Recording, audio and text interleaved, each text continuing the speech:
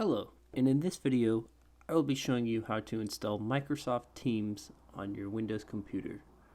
The first thing that you're going to want to do is go to office.com. We're going to go ahead and log into Office 365 so you can sign in at the top right or in the middle of the page.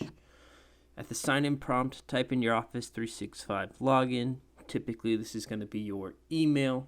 However, it can be different.